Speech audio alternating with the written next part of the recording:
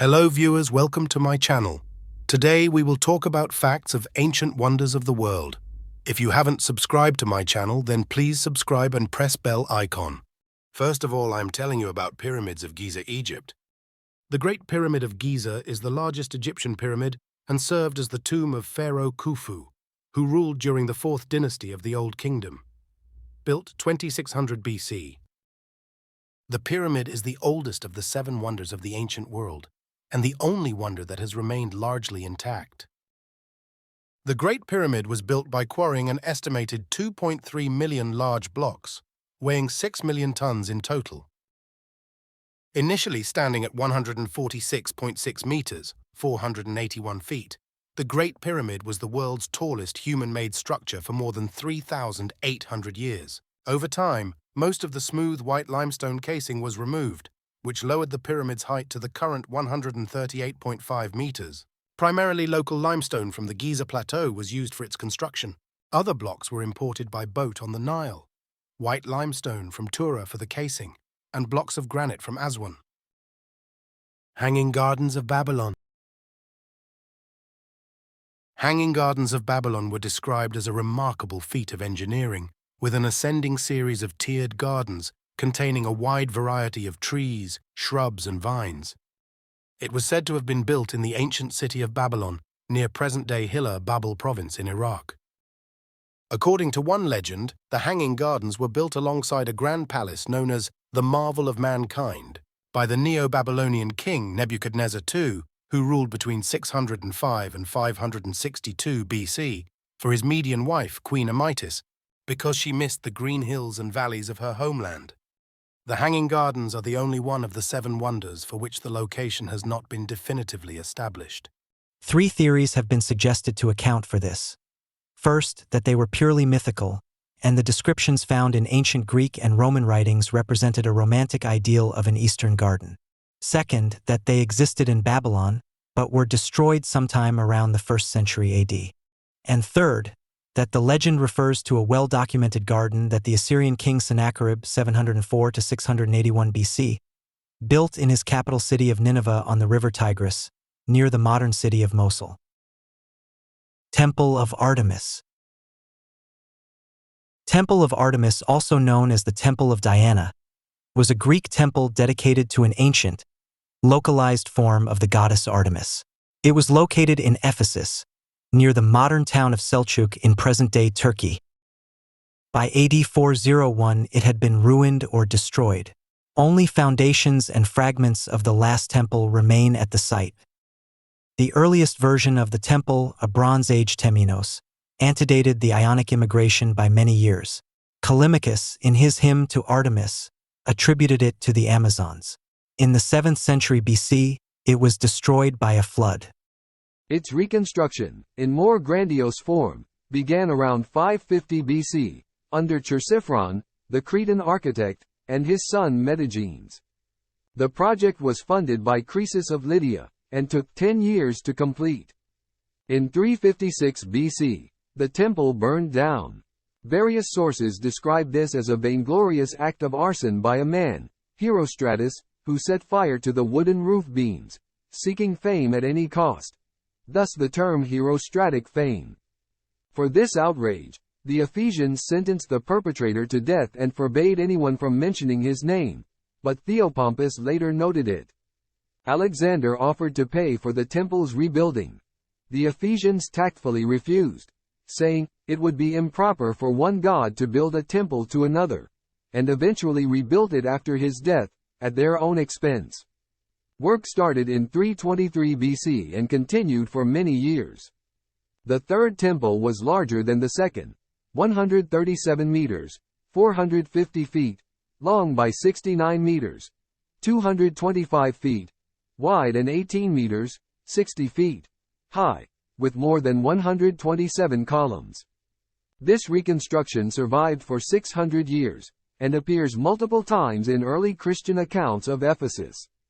In 268 AD, according to Jordanes, a raid by the Goths, under their leaders, Respa, Bejic, and Thur, laid waste many populous cities and set fire to the renowned Temple of Diana at Ephesus. The extent and severity of the damage are unknown. The temple may have lain derelict until its official closure during the persecution of pagans in the late Roman Empire. The site of the temple was rediscovered in 1869, after 6 years of searching by an expedition led by John Turtlewood and sponsored by the British Museum. These excavations continued until 1874. A few further fragments of sculpture were found during the 1904 to 1906 excavations directed by David George Hogarth. Today the site of the temple, which lies just outside Selçuk, is marked by a single column constructed of miscellaneous fragments discovered at the site. Statue of Zeus at Olympia. The statue of Zeus at Olympia was a giant seated figure, about 12.4 meters, 41 feet, tall. 1. Made by the Greek sculptor Phidias around 435 BC at the sanctuary of Olympia, Greece, and erected in the Temple of Zeus there. The statue was lost and destroyed before the end of the 6th century AD, with conflicting accounts of the date and circumstances. According to Roman historian Suetonius, the Roman Emperor Caligula gave orders that such statues of the gods as were especially famous for their sanctity or their artistic merit, including that of Jupiter at Olympia, should be brought from Greece, in order to remove their heads and put his own in their place. The emperor was assassinated before this could happen, in 41 AD. His death was supposedly foretold by the statue, which suddenly uttered such a peal of laughter that the scaffolding collapsed and the workmen took to their heels. In 391 AD, the Christian Roman Emperor Theodosius I banned participation in pagan cults and closed the temples. The sanctuary at Olympia fell into disuse. The circumstances of the statue's eventual destruction are unknown. The 11th century Byzantine historian Georgios Kedrinos records a tradition that it was carried off to Constantinople, where it was destroyed in the Great Fire of the Palace of Lossus, in 475 AD.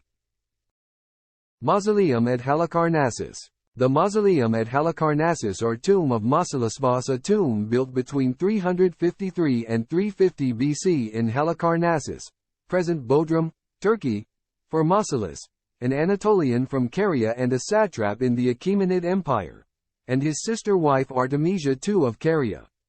The structure was designed by the Greek architects Satyros and Pythias of Priene. The mausoleum was approximately 45 meters, 148 feet, in height, and the four sides were adorned with sculptural reliefs, each created by one of four Greek sculptors, Leochares, Bryaxis, Scopas of Paros, and Timotheus. The mausoleum contained total 400 freestanding sculptures. It was destroyed by successive earthquakes from the 12th to the 15th century. It was the last surviving of the 6 destroyed wonders. In the 19th century, a British consul stole several of the statues from Bodrum Castle. These now reside in the British Museum. In 1852, the British Museum sent the archaeologist Charles Thomas Newton to search for more remains of the mausoleum. From 1966 to 1977, the mausoleum was thoroughly researched by Christian Jeppesen of Aarhus University, Denmark. He has produced a 6-volume monograph, The Mausoleum at Halicarnassos. Colossus of Rhodes. The Colossus of Rhodes was a statue of the Greek sun god Helios, erected in the city of Rhodes, on the Greek island of the same name, by Chares of Lindos in 280 BC. It was constructed to celebrate the successful defense of Rhodes city against an attack by Demetrius I of Macedon, who had besieged it for a year with a large army and navy. According to most contemporary descriptions, the Colossus stood approximately 70 cubits, or 33 meters, 108 feet, high, approximately the height of the modern Statue of Liberty from feet to crown, making it the tallest statue in the ancient world. The statue stood for 54 years until a 226 BC earthquake caused significant damage to large portions of Rhodes, including the harbor and commercial buildings, which were destroyed. The statue snapped at the knees and fell over onto land. In 653, an Arab force under Muslim general Muawiyah I conquered Rhodes, and according to the Chronicle of Theophanes the Confessor, the statue was completely destroyed and the remains sold. But this statement is not confirmed. While scholars generally agree that anecdotal depictions of the Colossus straddling the harbor's entry point have no historic or scientific basis, the monument's actual location remains a matter of debate. As the statue is thought locally to have stood where two pillars now stand at the Mandrake port entrance. The floor of the fortress of St. Nicholas, near the harbor entrance, contains a circle of sandstone blocks of unknown origin or purpose.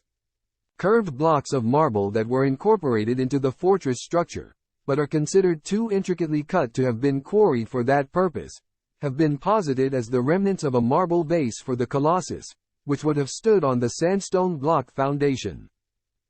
Lighthouse of Alexandria. The Lighthouse of Alexandria, sometimes called the Pharos of Alexandria, was a lighthouse built by the Ptolemaic Kingdom of ancient Egypt, during the reign of Ptolemy II Philadelphus, 280 to 247 BC.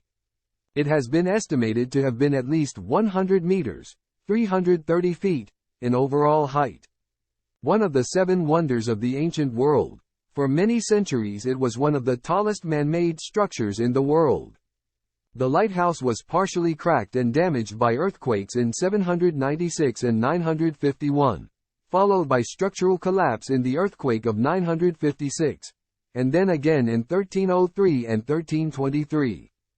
Earthquakes propagate from two well-known tectonic boundaries, the African, Arabian and Red Sea Rift zones, respectively 350 and 520 kilometers from the lighthouse's location. Documentation shows the 956 earthquake to be the first to cause structural collapse of the top 20-plus meters of the construction. The stubby remnant disappeared in 1480. When the then Sultan of Egypt, Qaitbay, built a medieval fort on the larger platform of the lighthouse site using some of the fallen stone. Gaston Jondet made in 1916 the first detailed description of the submerged ruins of the old port of Alexandria. In 1968, the lighthouse was rediscovered. UNESCO sponsored an expedition to send a team of marine archaeologists, led by Honor Frost, to the site. She confirmed the existence of ruins representing part of the lighthouse. A team of French archaeologists led by Jean-Yves Empereur rediscovered the physical remains of the lighthouse in late 1994 on the floor of Alexandria's eastern harbor. He worked with cinematographer Asma El Bakri, who used a 35mm camera to capture the first underwater pictures of the scattered remains of collapsed columns and statues. The cataloging of over 3,300 pieces was completed by Empereur and his team at the end of 1995 using a combination of photography and mapping. 36 pieces of Empereur's granite blocks and other discoveries have been restored and are currently on display in Alexandria museums. Thanks for watching. If you like the video, then please like, comment, and subscribe the channel.